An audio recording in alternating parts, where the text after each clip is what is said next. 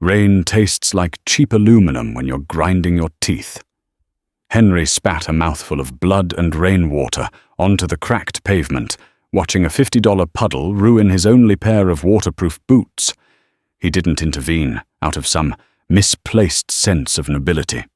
He stepped out of his car because the screaming was giving him a migraine, and he was already 40 minutes late to relieve his 6-year-old daughter's babysitter. Heroes wear capes. Desperate, exhausted fathers wield a rusted steering wheel lock. What happened next ruined his Tuesday and completely unraveled the life he knew.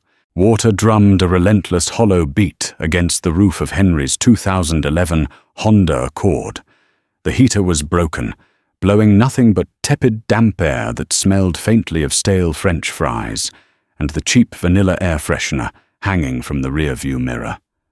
He sat sunk into the driver's seat, the worn fabric scratching against his damp jeans. His fingers calloused from years of turning wrenches before the auto shop went under, drummed a frantic rhythm on the steering wheel. It was 11:42 p.m. on a Tuesday. The rideshare app glowing on his dashboard map was a barren wasteland of low-fare requests. He needed $42 to hit his quota for the night. $42 meant he could pay Mrs. Gable, the chain-smoking retiree who watched his daughter Maya without having to ask for an extension. Asking Mrs. Gable for an extension meant enduring a 10-minute lecture on fiscal responsibility from a woman who bought lottery tickets by the sleeve. Henry rubbed his eyes. They burned. He hadn't slept more than 4 consecutive hours since his wife walked out 3 years ago, leaving behind a stack of medical bills and a deeply confused toddler. Outside the windshield, the city was a blur of smeared neon and grey slush. He was parked in the loading zone of the Grandmont, a hotel so expensive the doormen wore better suits than Henry had worn to his own wedding. He wasn't supposed to be idling there, but the rain was a torrential downpour, and the valet had ducked inside to stay dry. Henry was hoping to catch a wealthy drunk needing a quiet ride to the suburbs. Through the rhythmic swipe of his wipers, he saw the glass doors of the Grandmont slide open. A woman stepped out under the heavy canvas awning. Even from 20 feet away through a sheet of rain, Henry could tell she didn't belong in his tax bracket. She wore a long, camel-colored trench coat that draped perfectly unaffected by the damp wind. She held no umbrella.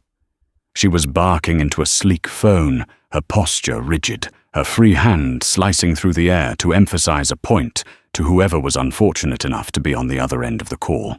Henry watched her absently, his mind drifting back to the mental spreadsheet of his checking account. Electric bill, groceries, Maya's new sneakers, the weird rattling noise coming from the Honda's front left axle. He didn't see the man until it was almost too late. The figure detached himself from the deep shadows of the alley adjacent to the hotel. He wore a dark, oversized hoodie head, ducked against the rain. He moved with a jittery, desperate energy that Henry recognized instantly. It was the frantic hustle of someone who needed a fix or rent or both and didn't care who paid for it. Henry sat up his hand, freezing over the radio dial. The man closed the distance to the woman in 3 long strides. He didn't say a word. He just lunged. A sharp, undignified shriek cut through the sound of the rain. The woman dropped her phone. It clattered onto the wet pavement. The man had grabbed the strap of her leather handbag, yanking it violently. The woman, to Henry's mild surprise, didn't let go. She stumbled forward, her expensive heels slipping on the wet concrete, but she anchored her weight, pulling back with a vicious grunt. "Let go, bitch!" the man snarled.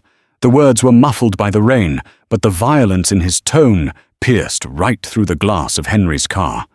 Henry's first thought was entirely selfish. Don't get involved. You cannot afford to get involved. You have Maya. You have rent. Call the cops and look away. But the man raised his free hand, and the dull orange glow of the street lamp caught the edge of something metallic. A folding knife. Henry didn't make a conscious decision. It was a purely kinetic reaction, born of exhaustion and a sudden blinding spike of irritation. He reached into the passenger footwell, his fingers closing around the heavy, cold steel of his rusted steering wheel lock. He shoved his door open, the wind immediately biting through his thin thrift store windbreaker. He hit the pavement running. His left boot caught the edge of a slick puddle, and he nearly went down his knee, jarring painfully against the curb. He ignored it. "Hey!" Henry roared. His voice cracked, sounding less like an action hero and more like a furious, sleep-deprived mechanic. The mugger jerked his head toward the sound. The momentary distraction was all the woman needed. She twisted her shoulder violently, wrenching the bag toward her chest. The strap snapped. She fell backward onto the wet asphalt. The mugger, realizing he had lost the prize and now had an angry, heavy-set man charging at him, panicked. He slashed out blindly with the knife as Henry closed the distance. Henry swung the steel lock. It wasn't a clean, practiced strike. It was a sloppy, desperate heave. The heavy metal bar missed the mugger's head and slammed brutally into his collarbone. A sickening crack echoed under the awning. The mugger screamed, dropping the knife. At the same time, Henry felt a sudden bizarre rush of heat across his left forearm. He didn't register the pain immediately. He just felt the fabric of his windbreaker give way, followed by a wet, tearing sensation against his skin. The mugger staggered back, clutching his ruined shoulder. He looked at Henry with wide, terrified eyes, then turned and bolted down the alley, disappearing into the dark curtain of rain. Henry didn't chase him. He stood there, chest heaving, his breath pluming in white clouds in the freezing air. The adrenaline was already retreating, leaving behind a cold, shaking exhaustion. The heavy steel bar slipped from his grip, clanging loudly on the pavement. He looked down at his left arm. The cheap nylon of his jacket was sliced open from the elbow to the wrist. Underneath his flannel shirt was rapidly turning a dark, heavy crimson. The pain arrived a second later, a bright, searing burn that made his teeth click together. God damn it, Henry thought, pressing his right hand tightly over the wound. That was my only warm jacket. The rain seemed to fall harder now, heavy drops exploding against the pavement like tiny glass beads. Henry stood under the periphery of the awning, his cheap sneakers soaking through. He kept his right hand clamped hard over his left forearm. Blood was already seeping through the gaps between his fingers, warm and sticky, running down his wrist to drip steadily onto the toe of his boot. He let out a long, ragged exhale and finally looked over at the woman. She was sitting on the wet asphalt, one leg tucked under her, the other extended. The camel coat was ruined, smeared with black street grime. Her hair, which had been sharply styled minutes ago, was plastered to the side of her face. She didn't look terrified. She looked furious. Henry watched, mildly fascinated, as she took a deep, controlled breath, holding it for 3 seconds before letting it out slowly. It was a technique, grounding herself. She picked up her broken leather bag, clutching it to her chest, and then reached for the marble pillar of the hotel entrance to pull herself up. "Don't move too fast."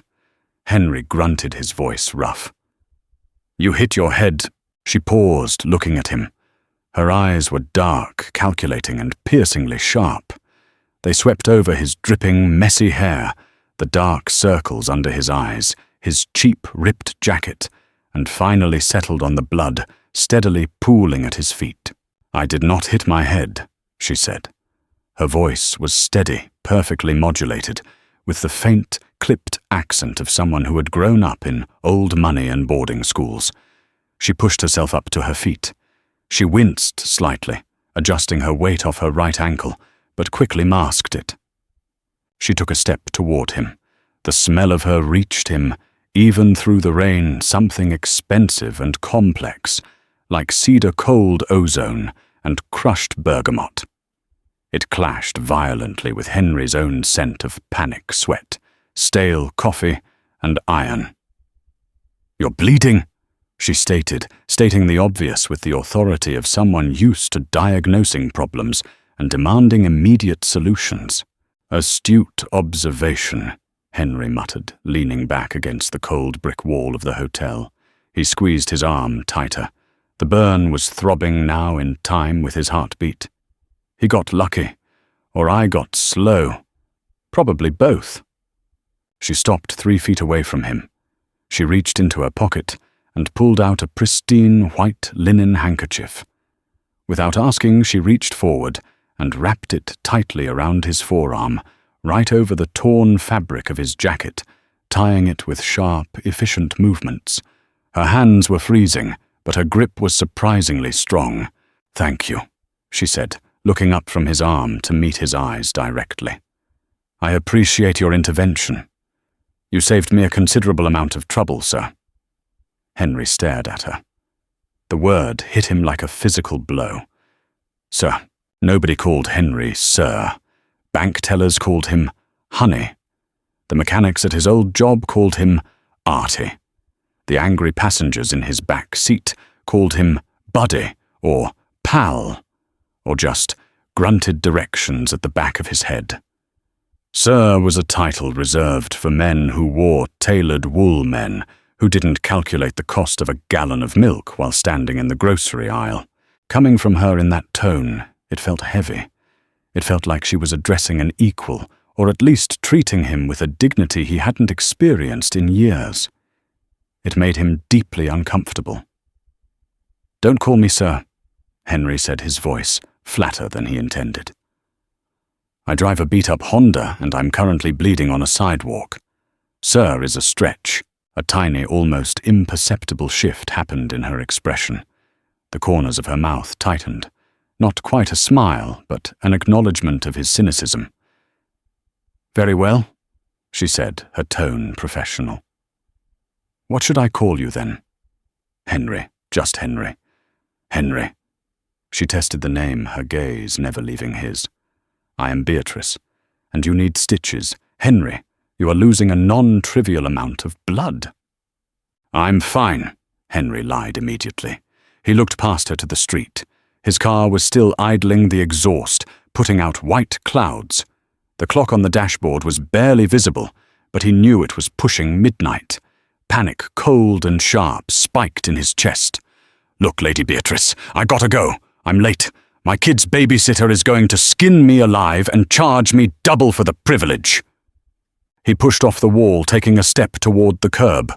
A wave of dizziness hit him instantly, the streetlight smearing into long, bright streaks. He stumbled his good hand, catching the marble pillar to stay upright. Beatrice moved immediately, stepping into his space and grabbing his right bicep to steady him. "You are not getting behind the wheel of a car," Beatrice said. It wasn't a suggestion, it was a boardroom command. "You are going into shock, and frankly, your upholstery doesn't look like it needs any more stains." Henry barked a harsh, genuine laugh despite the pain. "You always insult the people who take a knife for you. Only the stubborn ones," she shot back smoothly. Before Henry could argue, the heavy glass doors of the Grandmont finally burst open. A flurry of movement poured out 2 valet attendants in raincoats, a panicked-looking doorman, and a manager in a charcoal 3-piece suit. "Ms. Croft. Oh my God, Ms. Croft, are you all right?" The manager practically sprinted toward them, his face pale, completely ignoring Henry. He hovered his hands around Beatrice as if terrified to touch her. "We saw the end of it on the security feed. I've already called the police. Are you injured?" "I am fine, David," Beatrice said, her voice dropping a register, becoming noticeably colder and more authoritative. She didn't look at the manager. She kept her eyes on Henry, holding his good arm. "Call off the police. I don't have the patience for paperwork tonight." "But Mum." "Cancel the police, David." She repeated the temperature in her voice, freezing the manager in his tracks. "Call Dr. Evans. Tell him to meet me in the private lounge on the 2nd floor immediately, and bring a wheelchair." "A wheelchair?" "But you're standing." Beatrice finally turned her head, fixing the manager with a glare that Henry felt from 2 feet away. Not for me, David. For the man bleeding on your loading zone. Move. Henry tried to pull his arm away. I told you I don't need a doctor. I need to get to my kid.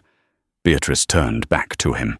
The coldness vanished, replaced by an intense, practical focus. Henry, you are pale, you are shaking, and your makeshift tourniquet is already soaking through. If you pass out behind the wheel, your child won't have a father to come home to at all.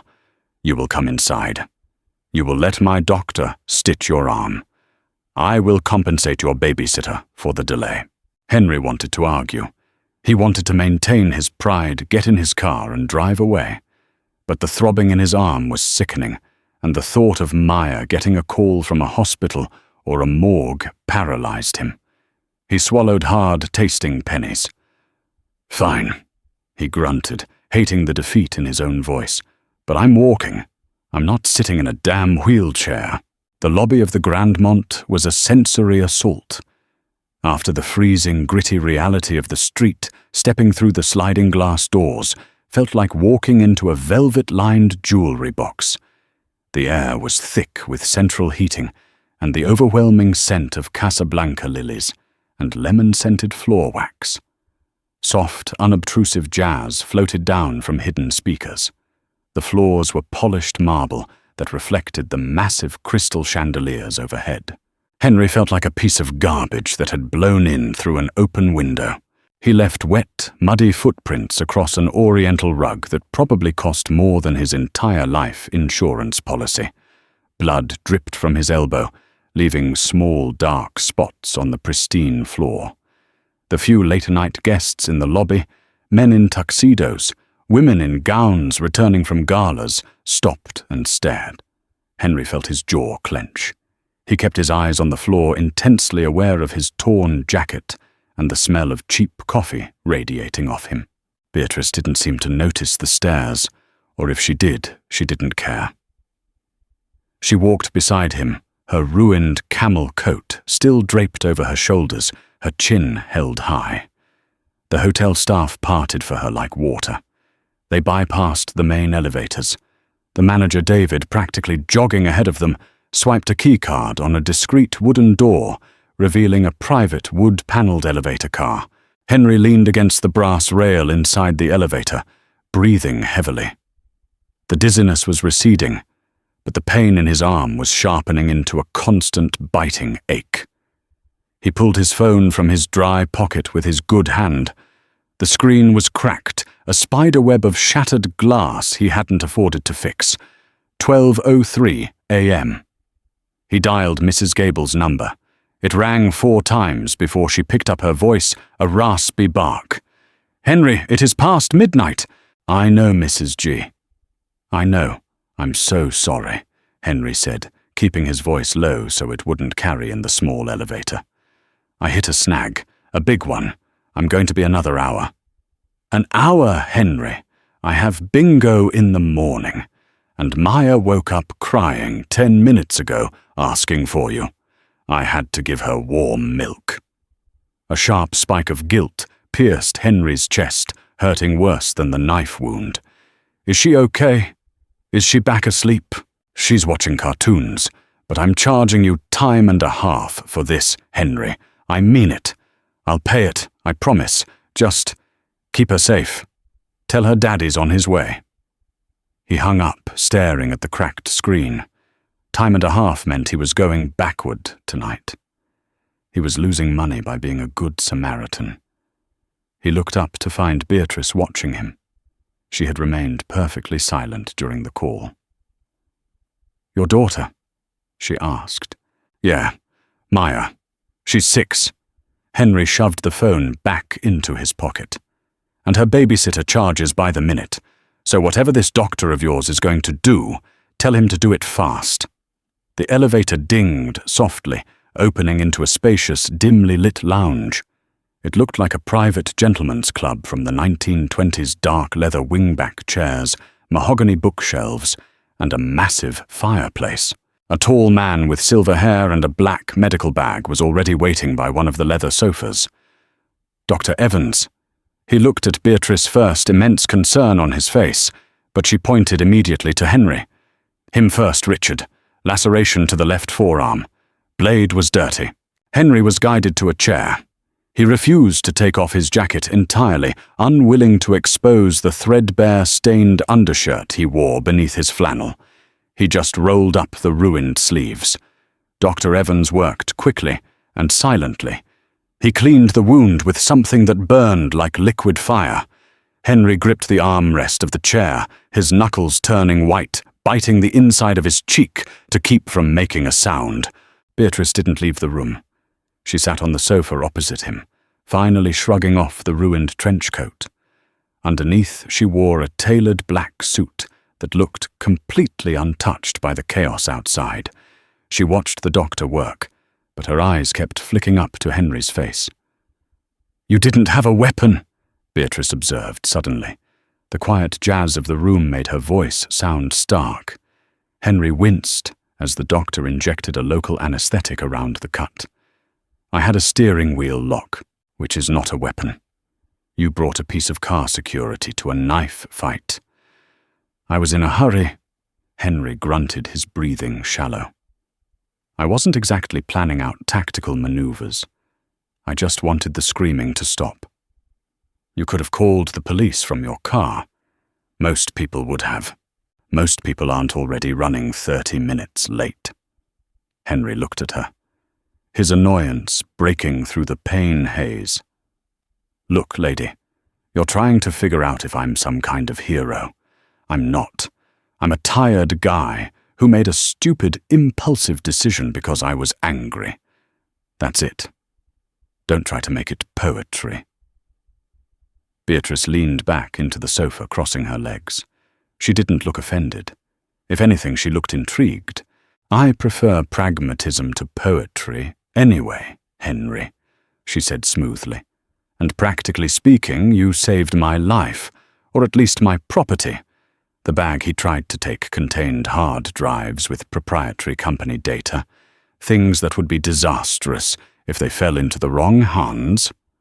"Happy to help corporate America," Henry muttered, wincing as the needle pierced his skin for the first stitch. Beatrice ignored the sarcasm. She reached into her suit pocket and pulled out a slim silver card case.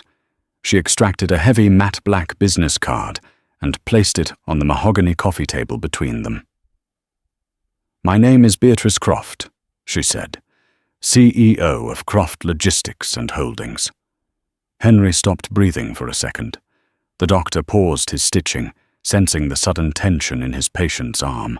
Henry stared at the black card on the table. Croft Logistics. They were the parent company that owned half the shipping warehouses on the East Coast. More importantly to Henry, they owned the subsidiary courier app he currently contracted for. During the day, the one that had recently cut driver pay by 15% to boost quarterly margins. He slowly looked up from the card to the woman sitting across from him, the woman who had just called him Sir, the woman who could fire thousands of people with a stroke of a pen, the woman whose corporate policies were the exact reason he was currently working a double shift, starving, bleeding, and failing his daughter. The profound cosmic joke of the situation settled heavily into Henry's chest. He let out a long, slow breath, a bitter smile twisting his lips. "Well, Miss Croft," Henry said, the sarcasm dripping thick from every word, "I guess I really am your employee of the month." The silence in the lounge stretched heavy and thick, broken only by the rhythmic metallic snip of Dr. Evans's surgical scissors cutting the black nylon suture. Beatrice didn't flinch at Henry's venom. She didn't offer a platitude about the economy or feign ignorance about her company's brutal restructuring. She simply uncrossed her legs, her dark eyes locking onto his face with a new clinical intensity. It was the look of a mechanic diagnosing a misfiring engine. "Courier division," she stated. It wasn't a question. "You drive for the expedited local freight sector. You're upset about the Q3 rate adjustments." "Adjustments," Henry echoed. A harsh, barking laugh scraped its way out of his throat. "That's a sterile word for it. You slashed our per-mile rate by 15% right before the holiday freeze. But sure, adjustments sounds much better in a shareholder meeting. Dr. Evans cleared his throat, clearly uncomfortable with the sudden shift in atmospheric pressure. 14 stitches, mister. Henry, keep it dry for 48 hours. The lidocaine will wear off in about 90 minutes. When it does, it's going to burn like hell. Take ibuprofen. He bandaged the forearm with tight, efficient wraps of white gauze. Thanks, Doc, Henry mumbled, pulling his ruined flannel sleeve down over the bulky bandage. He stood up. The room immediately tilted a few degrees to the left. He locked his knees, willing his vision to stabilize. He was running on pure fumes, adrenaline spite, and the terrifying ticking clock of Mrs. Gable's hourly rate. He looked back at Beatrice. She was already reaching into a sleek, dark leather portfolio, resting on the cushion beside her. She pulled out a platinum pen and a checkbook. "Stop," Henry said. The word came out sharper than he intended. Beatrice paused, the pen hovering a millimeter above the paper. "Henry, you suffered an injury, intervening in an assault on my person, and it seems my corporate policies have inadvertently caused you financial distress. I am going to write a number on this piece of paper that will make tonight and your Q3 grievances entirely irrelevant. I don't want your money." Beatrice looked at him as if he had just started speaking conversational Latin. "Everyone wants money, Henry, especially people who are currently bleeding through thrift store flannel. I want the money I earned." Henry fired back, his voice, dropping an octave, losing the sarcasm and finding a raw, exhausted anger. "I want the 15% you took out of my daughter's grocery budget, so your stock price could tick up 0.5 point. But I'm not taking a payout because I swung a piece of metal at a junkie. I didn't do it for you.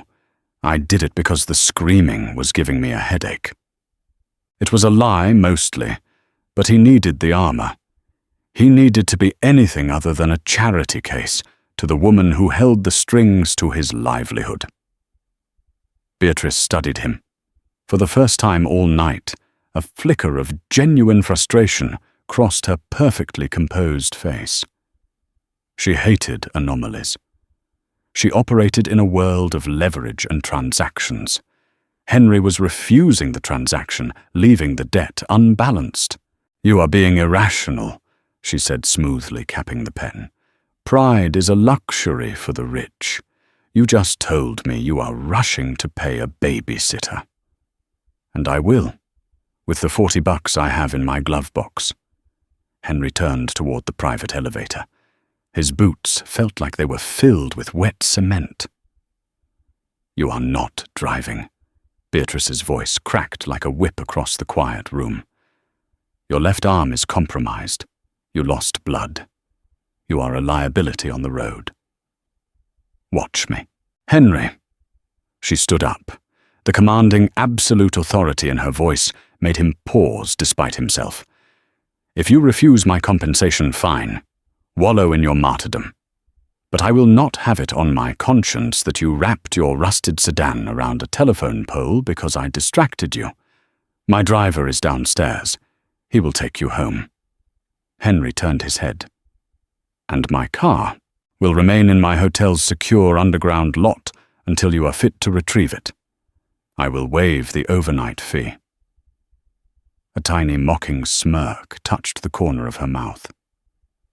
"Consider it a localized rate adjustment." Henry closed his eyes. The throbbing in his arm was escalating a deep, rhythmic thud that synced with his heart.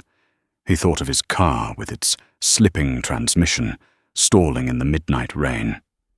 He thought of Maya waiting up. He opened his eyes, defeated. "Fine. But the meter is running, Ms. Croft. Tell him to step on it." The black Lincoln Navigator glided through the slick city streets like a shark moving through dark water. The interior smelled of new leather and ozone. The suspension was so absurdly smooth that Henry didn't feel a single pothole. He sat in the cavernous back seat, staring out the tinted window, as the glittering high-rises of the financial district slowly gave way to the grey, cramped geometry of his neighborhood. The driver, a silent mountain of a man named Thomas, pulled up to the curb outside Henry's apartment building. The building was a brutalist block of concrete stained with rust from failing gutters. The front security door had been broken since August. "Need a hand, sir?" Thomas asked, his deep voice rumbling from the front seat. "I got it. Thanks," Henry grunted. He pushed the heavy door open and stepped out into the freezing drizzle. He didn't look back as the navigator pulled away, taking the sterile, wealthy quiet with it. The hallway of the third floor smelled exactly as it always did, a depressing cocktail of boiled cabbage damp carpet and stale cigarette smoke. The fluorescent tube above his door flickered with a persistent, maddening buzz. Henry dug his keys out of his pocket with his right hand, his left arm tucked stiffly against his ribs. He fumbled with the deadbolt, the metal cold, and biting against his fingers. When he pushed the door open, the television was blaring a late-night infomercial. Mrs. Gable was asleep in his threadbare recliner, a half-smoked cigarette dying in a ceramic ashtray on the coffee table. Henry quietly locked the door and walked into the small living room. "Mrs. G," he said softly. The older woman jerked awake, coughing a cloud of smoke. She immediately glared at him, her eyes dropping to the digital clock on the cable box. 1:15 in the morning, Henry. This is unacceptable. I have a life, you know." "I know. I'm sorry." Henry reached into his right pocket, pulling out a crumpled wad of bills. It was his gas money, his grocery money, everything he had scraped together over the last 3 days. He counted out $60 and laid it on the coffee table. Mrs. Gable reached for it, but her hand stopped mid-air. Her eyes widened, fixing on his left arm. The white gauze was peeking out from beneath the torn, blood-stained sleeve of his jacket. "Lord above, Henry!" She breathed, the hostility vanishing, replaced by a gritty, working-class concern. "What happened to you? You look like you went 10 rounds with a meat grinder. Just an accident at a pickup. I caught my arm on a jagged loading dock." It was easier than explaining the truth. The truth felt like a hallucination anyway. "I got it stitched up. I'm fine." Mrs. Gable looked at the money, then up at his pale, exhausted face. Slowly she pushed a $20 bill back across the table. "Buy the kid some decent milk. She's been asking for the kind with the red cap, not that powdered garbage you mix up." Henry felt a sudden humiliating tightness in his throat. He swallowed hard. "Thanks, Mrs. G." "Don't make a habit of it," she muttered, grabbing her coat and purse. "Lock the deadbolt." When the door clicked shut behind her, the apartment fell into a heavy silence, save for the low hum of the refrigerator. Henry stood in the middle of the living room. The adrenaline crash hit him with the force of a physical blow. His knees shook. He walked into the tiny bathroom, flipped the switch and looked in the mirror. He looked terrible. His skin was the color of old parchment. Smudges of dirt and dried blood coated his jawline. His eyes were completely hollow. He turned on the tap, letting the water run cold. He splashed his face, using only his right hand, shivering as the freezing water hit the back of his neck. He dried off and walked down the short hallway to Maya's bedroom. He pushed the door open slowly. The room was bathed in the soft pink glow of a butterfly nightlight. The air here was different. It smelled of baby shampoo, stale Cheerios and warm laundry. Maya was asleep, tangled in a sea of mismatched blankets.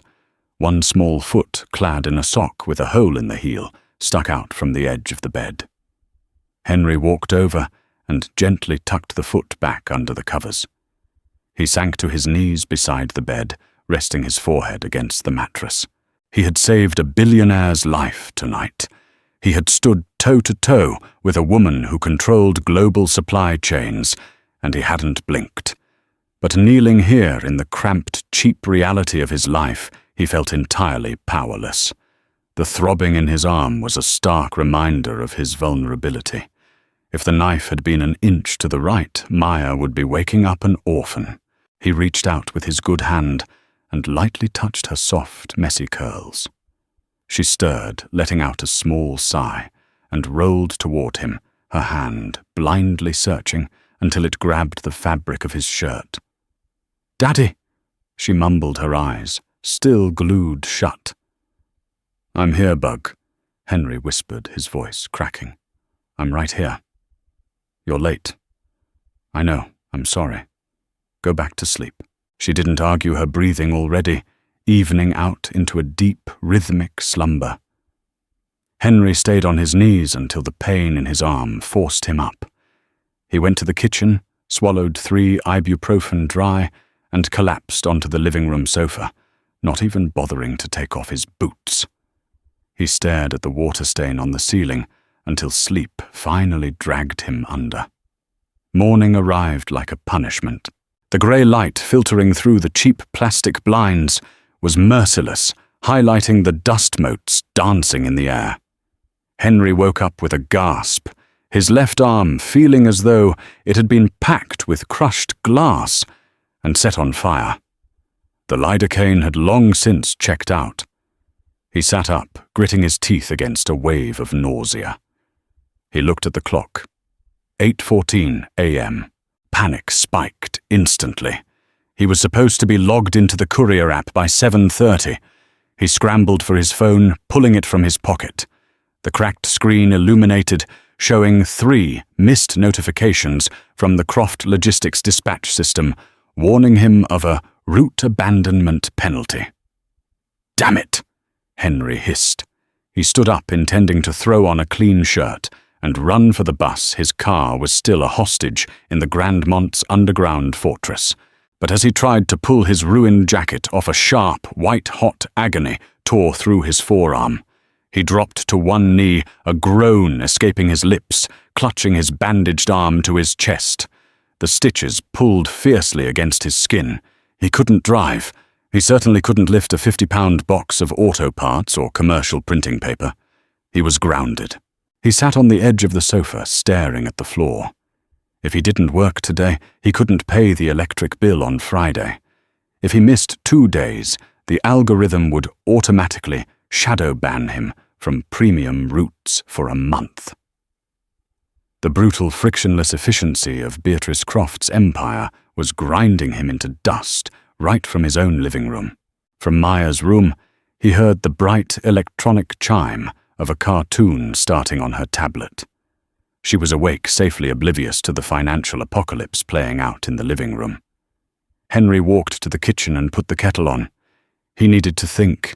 He needed a loan or a pawn shop or a miracle. A sharp, authoritative knock at the front door shattered his thoughts. Henry froze. It wasn't the landlord. He only came around on the 1st of the month, usually yelling. It wasn't Mrs. Gable. He walked to the door and looked through the scratched peephole. He blinked, rubbed his right eye, and looked again. Standing in the dingy, cabbage-scented hallway of his apartment building, looking like an alien dropped onto a hostile planet, was Beatrice Croft. She was wearing a slate-grey wool suit that looked sharper than a scalpel. Her hair was pulled back into an immaculate twist. In her hands, she held a large beige paper bag from a bakery Henry knew charged $9 for a croissant, and a sleek black leather folder. Henry unbolted the door and pulled it open, blocking the threshold. "You have got to be kidding me," he said, his voice rough from sleep. Beatrice looked him up and down. She noted his pale skin, the sweat on his forehead, and the way he cradled his left arm. She didn't look disgusted by the peeling paint of his doorframe. She just looked observant. "Good morning, Henry," she said, her voice perfectly modulated, echoing strangely in the cheap hallway. "I assume the local anesthetic has worn off." "What are you doing here?" Henry demanded, looking past her down the hall. He expected to see a team of lawyers or a SWAT team. There was only the empty corridor. "I brought breakfast," she said, lifting the bag slightly. and a solution to our mutual impasse. May I come in? No. Henry didn't budge. I told you last night. We don't have an impasse. You're fine. I'm fine. We're done. You are currently incapable of operating a motor vehicle or lifting anything heavier than a coffee mug. Beatrice countered smoothly, leaning slightly on her expensive heels.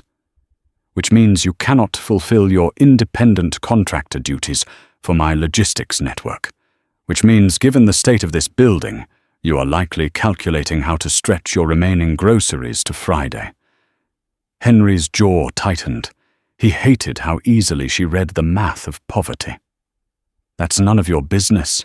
It became my business when you put your arm between my torso and a serrated blade, she replied, her tone hardening just a fraction. I do not like loose ends, Henry. I do not like unpaid debts. It makes me itch.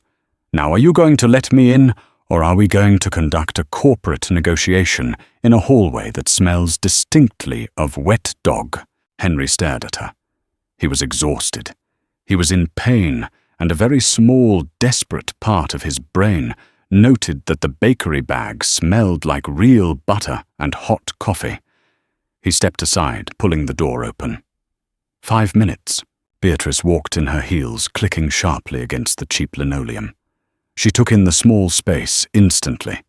The worn recliner, the faded rug, the stack of past-due envelopes on the kitchen counter, and finally the small pair of pink light-up sneakers resting by the door. She set the pastry bag on the kitchen counter, pushing aside a stack of final notices without a second glance. She placed the black leather folder next to it. I reviewed your file this morning. Beatrice began, not waiting for Henry to offer her a seat. She turned to face him.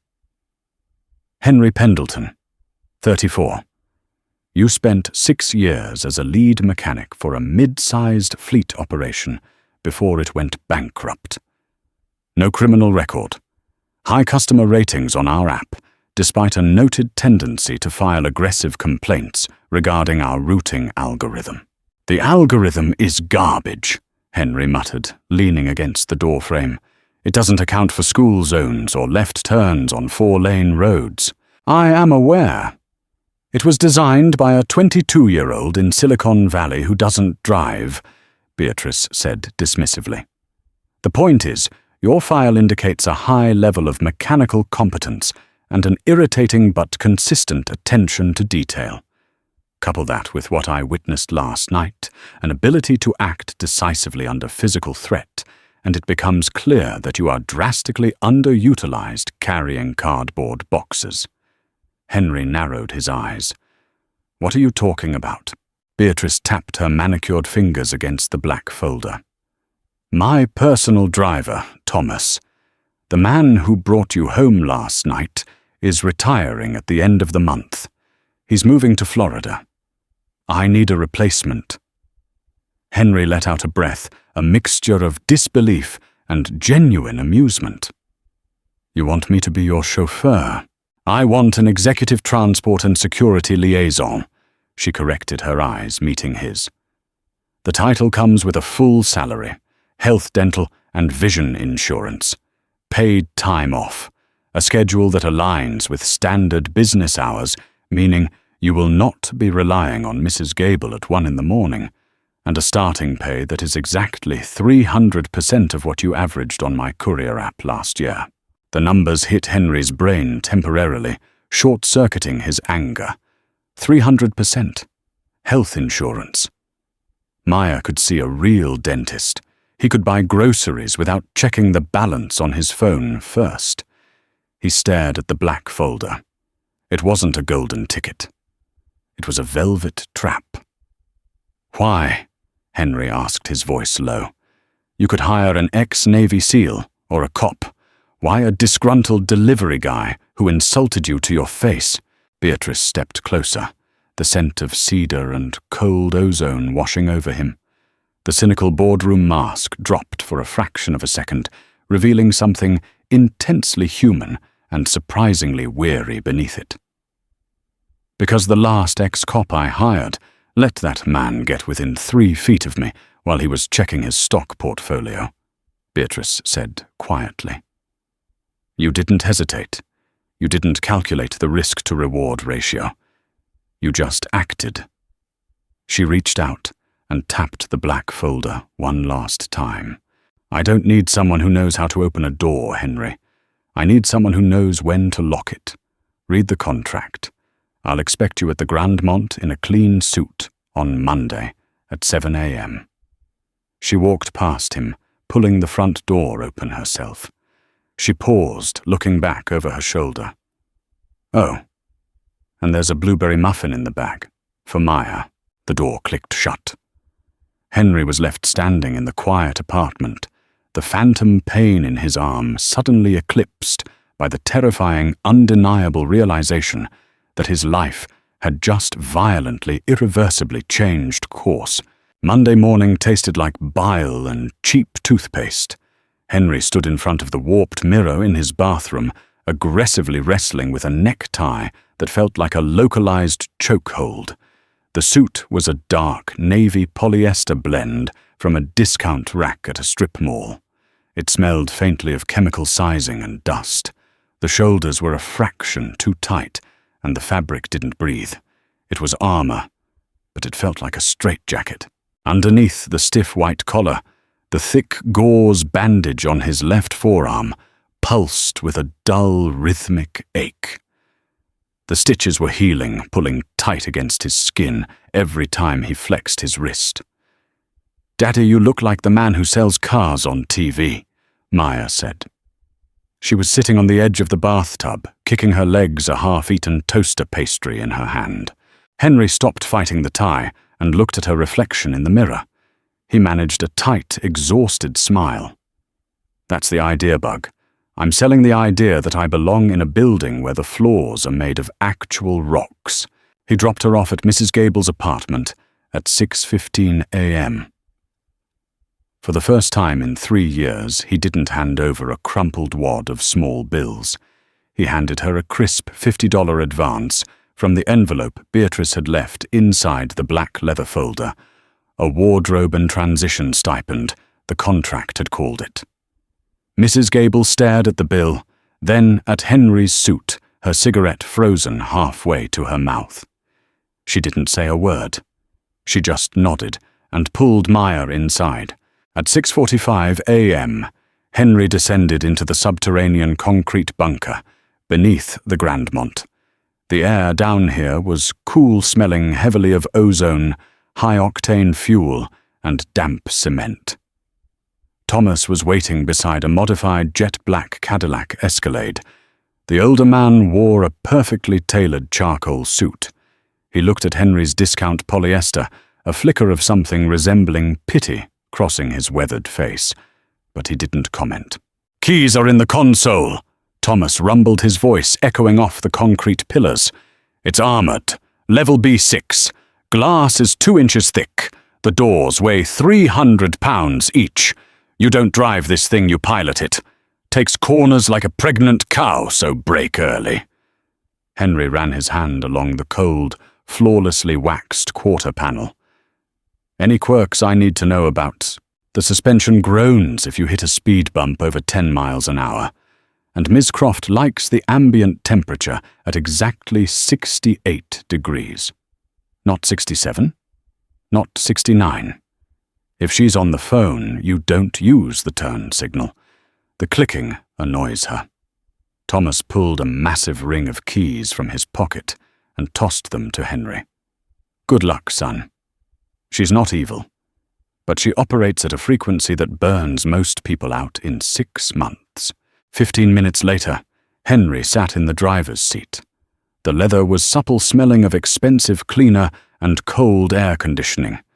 The engine purred with a massive, barely contained violence. The heavy rear door opened, sucking the damp garage air out of the cabin. Beatrice slid into the back seat. She wore a pristine ivory wool coat over a navy sheath dress.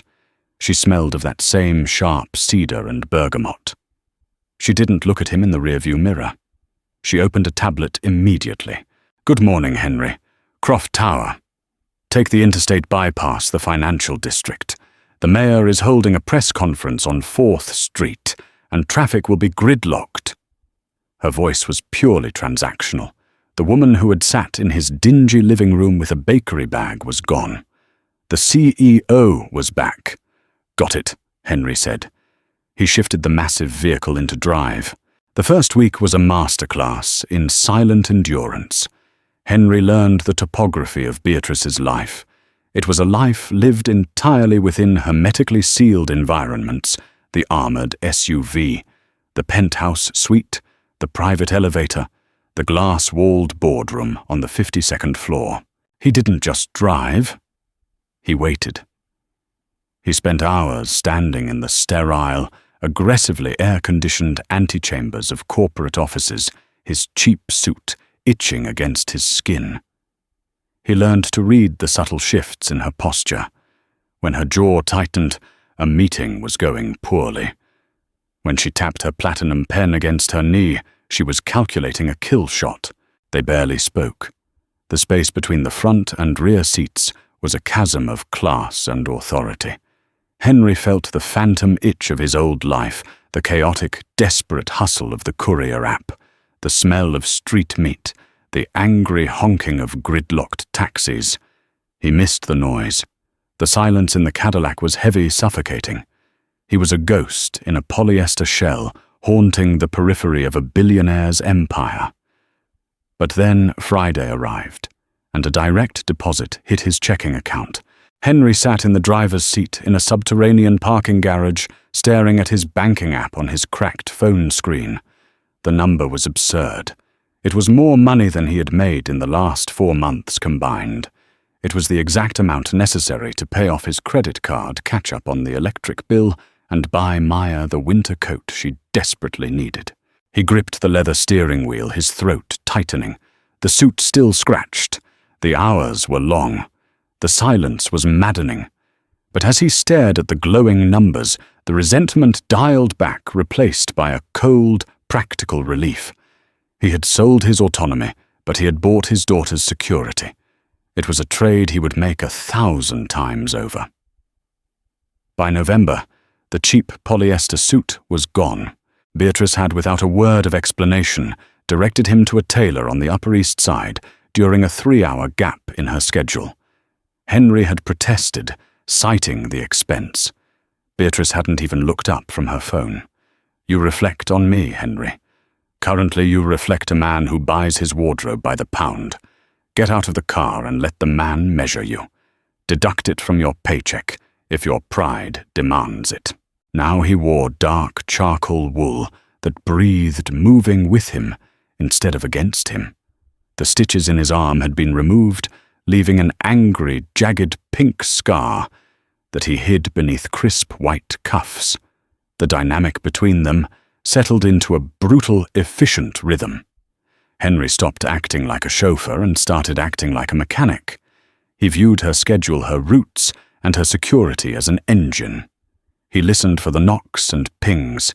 He anticipated the bottlenecks. He learned that she drank her coffee black, but only from a specific roaster in Brooklyn. If she had a board meeting with the logistics division, she wouldn't eat lunch. If she rubbed her left temple, a migraine was building, and he needed to preemptively dim the rear cabin lights and lower the temperature to 65 degrees. He also learned why she needed him. Beatrice Croft was surrounded by people yet entirely alone. Sycophants, rivals, board members, and politicians circled her constantly, all wanting a piece of her capital, her influence, or her failure. She trusted no one. It happened on a Tuesday, during a torrential downpour that mirrored the night they met. Beatrice was exiting a contentious zoning hearing at City Hall. The side entrance was supposed to be clear, but a leak in the mayor's office had tipped off the press. As Henry pushed the heavy glass doors open, a wall of flashing cameras, screaming reporters, and aggressive protesters surged forward. The private security contractors the building provided immediately panicked, pushing back against the crowd, which only made the mob press harder. A microphone on a long boom pole swung wildly, cracking against the marble pillar, inches from Beatrice's head. Beatrice froze. For a fraction of a second, the armor cracked. Henry saw the raw human panic in her eyes as the crowd surged, the claustrophobia threatening to swallow her whole. Henry didn't yell. He didn't push. He moved with the heavy, grounded momentum of a man used to wrestling engine blocks out of chassis. He stepped directly in front of her, absorbing the physical brunt of a surging cameraman with his shoulder. He didn't strike the man. He just planted his feet and became an immovable object. The cameraman bounced off him, swearing. "Eyes on my back, Beatrice," Henry said. He didn't call her Ms. Croft. He didn't use the polished, subservient tone he had practiced. It was the voice of the tired father, the mechanic, the man who swung a steel lock in an alley. He grabbed the lapel of her coat with his right hand, not pulling, just anchoring her. He drove forward, like a snowplow through the chaos, using his body to break the wave of people. He ignored the flashes blinding him. He ignored the elbows digging into his ribs. He got her to the Cadillac. He threw the heavy armored door open, shoved her inside, and slammed it shut instantly, cutting off the roar of the crowd. He slid into the driver's seat, locked the doors, and gunned the massive V8 engine, forcing the remaining stragglers to scatter as the SUV lunged into the street.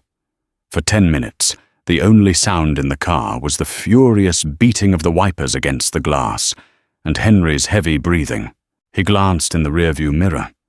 Beatrice was sitting dead center in the back seat. Her hair was slightly disheveled. She was staring at the back of his headrest, her chest rising and falling rapidly. Slowly she reached up and smoothed a stray lock of hair back into place. The armor slid back on piece by piece. "Your suit is wet." She noted her voice perfectly flat, though it lacked its usual icy edge. Henry looked down at the dark, damp patches on his charcoal wool. His left arm was aching a ghost pain, echoing from the night they met. "Dry cleaning is on you this week." Henry grunted, his eyes fixed on the taillights ahead of them. He saw the faintest ghost of a smile touch her reflection in the mirror. It was gone before he could be sure it was ever there. "Agreed," she said softly. They didn't speak of it again. But the air in the car changed after that. The silence was no longer heavy or suffocating. It became architectural. It was a structured quiet, a shared acknowledgement that they were operating in hostile territory, and they were in this very narrow, very specific context a team. He wasn't her friend. She wasn't his savior. She was the architect of the machine that paid for his daughter's life, and he was the mechanic keeping the machine from shaking itself apart. December brought a bitter, biting cold that turned the city streets into grey slabs of ice. Henry sat in the idling Escalade outside a private prep school on the Upper West Side. It was 3 p.m. He wasn't waiting for Beatrice. The heavy rear door opened, and Maya clambered inside. She dropped a pristine, monogrammed canvas backpack onto the floorboards. She was wearing a thick, down-filled winter coat that cost more than Henry's first car. "Hey, Bug, how was the new school?" Henry asked, looking back at her. Maya unzipped her coat, her cheeks flushed red from the cold. "It's weird. They have a whole room just for painting. And the lunch lady gave me salmon. I told her I only eat fish if it's shaped like a stick, but she just laughed." Henry chuckled, a deep, genuine sound that he hadn't heard from his own chest in years. "You'll get used to it. Buckle up." He navigated the SUV through the afternoon traffic, heading downtown. His life was a bizarre tapestry of contradictions now. He spent his days in the stratosphere of global wealth, surrounded by fine art private jets and ruthless corporate warfare. Then he went home to his 2-bedroom apartment. He had moved out of the cabbage-scented building in late October, upgrading to a quiet, secure duplex in Queens. He was entirely separated from the world he was born into, yet completely isolated from the world he now worked within. He was the membrane between the two. He dropped Maya off at the apartment, where a highly recommended, heavily vetted nanny, paid for entirely by a dependent care bonus, Beatrice had quietly slipped into his contract, was waiting. At 7 p.m. he was back in the subterranean garage beneath Croft Tower. Beatrice came down late. She looked exhausted. The pristine facade was holding, but the edges were frayed. Dark shadows bruised the skin beneath her eyes. She climbed into the back, tossing her leather portfolio onto the seat beside her. "The Grandmont Henry," she said, leaning her head back against the leather headrest and closing her eyes. "I have a dinner with the Tokyo contingency. They want to renegotiate the shipping lanes." Henry merged onto the wet, slick avenue. The city lights smeared against the bulletproof glass. "You're running on fumes," Henry said. It was a statement of fact, not an observation.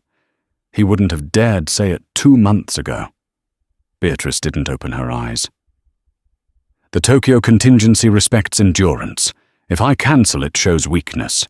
Weakness in Q4 is a death sentence. You're going to drop dead of a heart attack by 45, Henry replied, switching lanes smoothly. "And then who's going to pay for my dry cleaning?" A soft, dry laugh escaped her. It was a surprising sound, lacking any of her usual corporate polish. "You've grown remarkably insolent since I bought you that suit, Henry." "I'm unionizing. It's a one-man local." They fell into their comfortable structural silence. The Escalade glided up to the loading zone of the Grandmont, the exact spot where Henry had parked his rusted Honda 6 months ago. The heavy canvas awning still kept the rain off the pavement. Henry put the car in park. The doormen, recognizing the vehicle, immediately stepped back, waiting for Henry to do his job. He turned in his seat to look at her. She was staring out the window at the awning, her expression unreadable. "Do you ever think about that night?" she asked suddenly. Her voice was quiet, almost entirely stripped of its usual armor. Henry looked at the spot on the pavement where he had bled onto the toes of his boots. He remembered the smell of the rain, the desperate panic in the mugger's eyes, and the sheer, exhausting weight of his own poverty pressing down on his chest. "Every time I look at my bank account," Henry said honestly. Beatrice turned her head, meeting his gaze. The streetlights cast sharp, contrasting shadows across her face. "You hated me that night." "I didn't hate you," Henry corrected gently. "I hated what you represented. I hated that your company could ruin my week with a software update, and you didn't even know my name. I hated that you called me sir, like I was someone who mattered when I knew I was just a guy trying not to drown." Beatrice held his gaze. She didn't offer an apology. Apologies were cheap, and she didn't deal in cheap currency. "And now?" she asked. Henry looked at her. He saw the billionaire CEO, the ruthless architect of global logistics. But he also saw the woman who had remembered a blueberry muffin for a kid she had never met. He saw the woman who worked herself to the bone because she was terrified of the wolves circling her empire. He reached over and hit the button to unlock the heavy rear doors. "Now," Henry said, his voice grounded and steady. "You're the boss, and you're late for your dinner. Don't eat the salmon, they say it's weird." Beatrice stared at him for a long, quiet second. Then the corner of her mouth twitched upwards into a genuine, unguarded smile. "Good night, Henry. Good night, Beatrice." She stepped out into the cold night air, the doormen instantly swarming her, ushering her into the warmth of the hotel. Henry watched her go. He put the massive armored machine in gear and pulled away from the curb, merging smoothly into the unending flow of the city. His arm didn't ache anymore. The engine was running perfectly. And for the first time in a very long time, Henry felt completely awake. If you loved this gritty, raw story of a desperate father and a ruthless CEO finding common ground in the shadows of the city, smash that like button. We drop deeply human-grounded audio dramas just like this every single week. Don't miss out on the next intense narrative. Hit subscribe and turn on the notification bell so you never miss an upload. Got a favorite moment from Henry and Beatrice's journey? Drop a comment below and let us know. Share this video with someone who loves a story where the heroes are flawed, the armor is heavy, and survival is the only victory that matters. See you in the next one.